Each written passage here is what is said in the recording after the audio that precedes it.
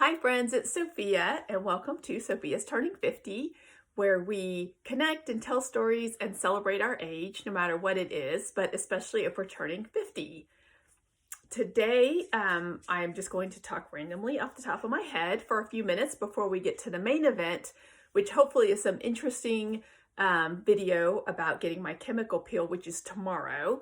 And so that'll be our health and wellness section. And then I will have a show and tell from the 1980s. So first off, why am I so dressed up? Well, I just had a company Christmas lunch, and it was the first time I had seen almost everyone there in 21 months. And so it was really nice. There were literally, I hadn't even seen some of the people on Zoom because I don't work directly with them. And it was like literally like a class reunion because we were like, oh, look, I haven't seen you in so long. You look great. And how are the kids? And anyway, it was really good. That was fun. And so I said, well, I'll just get on camera since I'm actually, fixed a little bit today. So when I first started doing these videos, I just wanted to get on and talk about what happened to me in the previous week. But then I actually started doing like a theme and, trying to ask questions and that's great. But it is a lot. I feel a lot of pressure when I do it. So today I'm just going to ramble about what is going on. So one thing I was thinking about the last episode where I talked about the death penalty case, and I wanted to say that two more things about it. One is I did say that I was devastated when the client was executed. And I think, in reflection, I think the real big reason for that is I had this youthful idealism about the law, and that just, got wiped out in that situation, that experience. And it kind of goes along with that accepting who you are idea, because some people might have had that experience and said, wow, that seemed like a real injustice. So I'm going to do something about it. I'm going to spend my life, working on this. And whereas I said, oh, forget it. That was horrible. And I don't want to have anything to do with it. So, kind of along those lines, there were people at my law school who said things like, well, he must have done something, or, he wouldn't have been in that situation. And I said, well, he must have done something is not grounds for execution, not even in Texas. So please don't give me that argument. And that also, it just kind of shied me away from everything that was dealing with injustice, because I felt like I saw what the wheels of justice were actually like. And so kind of just ran to private practice and business law from there. The other thing about that is that I actually went to death row and I met with that person who was executed. And I don't know where my supervisor was, because I met with two of his clients on death row. So somehow just me by myself talking with a death row inmate.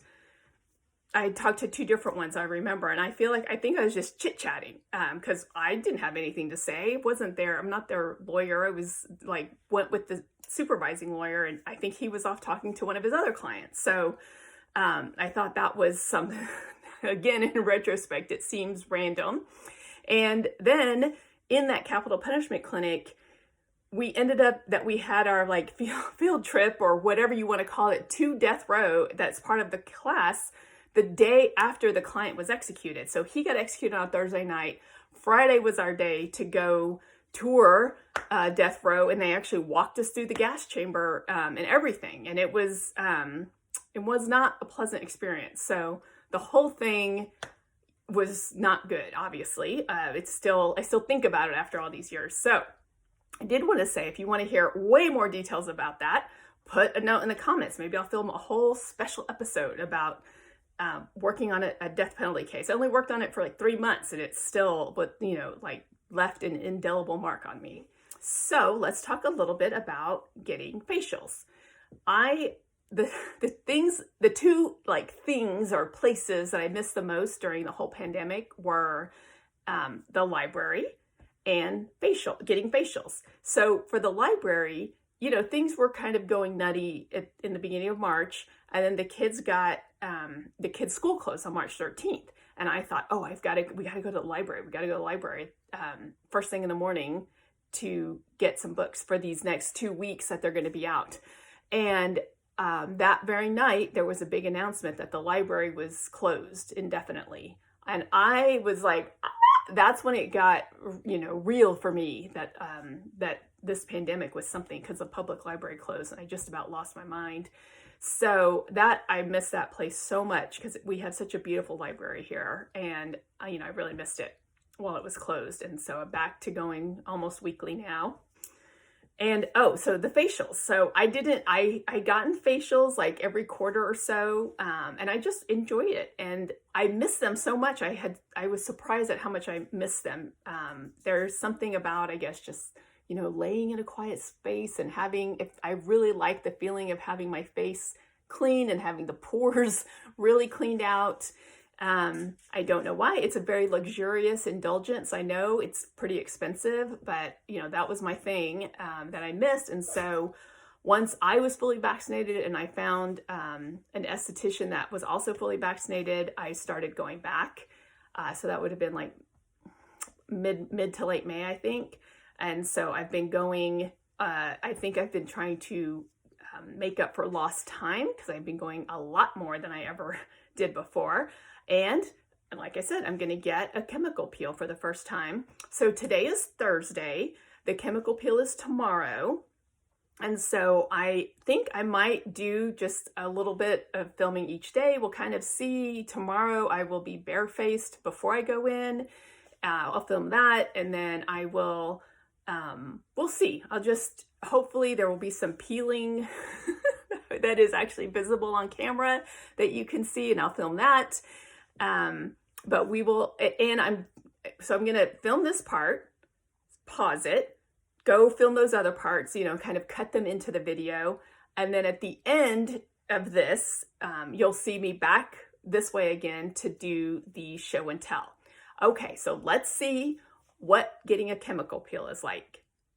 Okay, today is the day of the chemical peel, and so I am completely barefaced.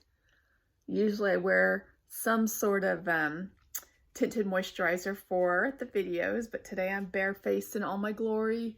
So let's go. Okay, my face has been cleansed and steamed. Now I'm getting steamed to open up my pores.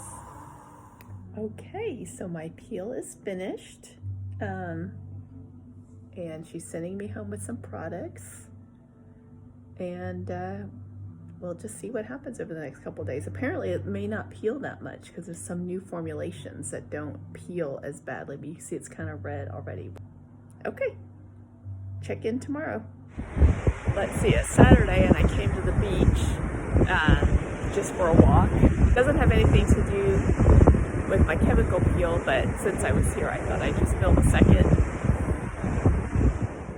So here I am, it's Monday. It's 72 hours since I had the peel, and I'm not really seeing that much peeling. I have some on my chin. I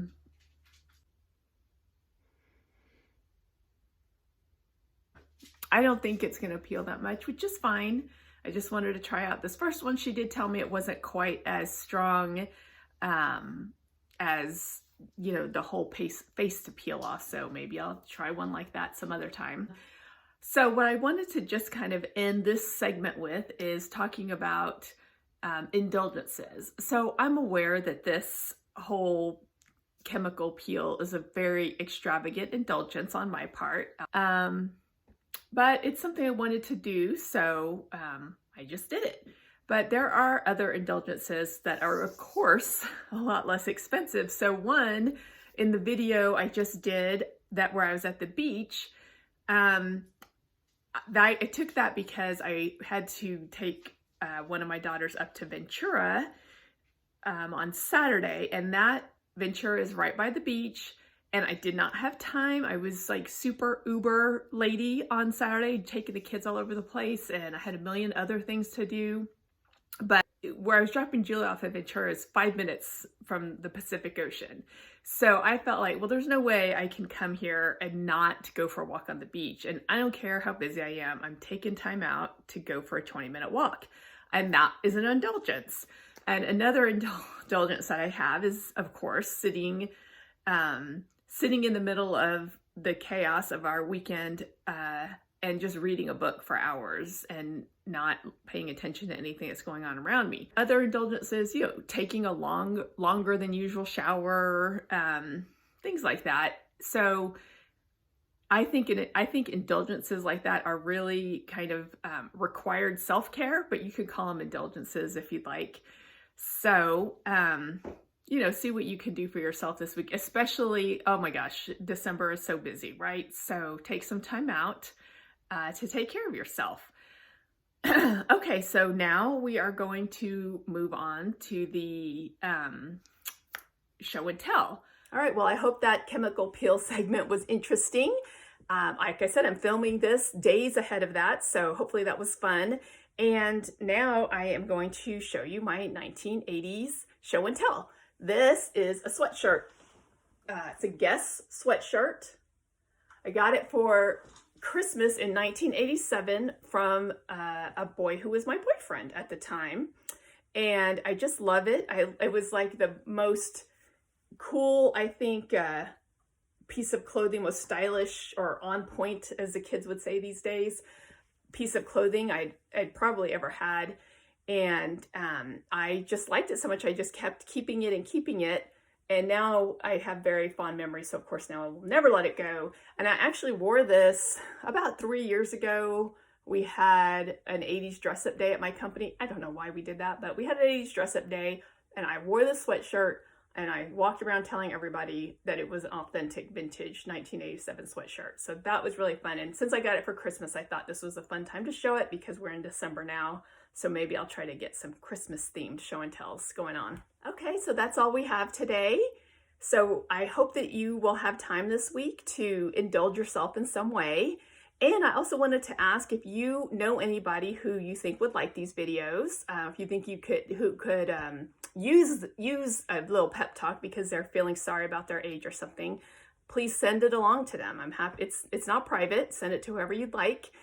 And just remember to embrace your age no matter what it is. Have a good week. See you next time.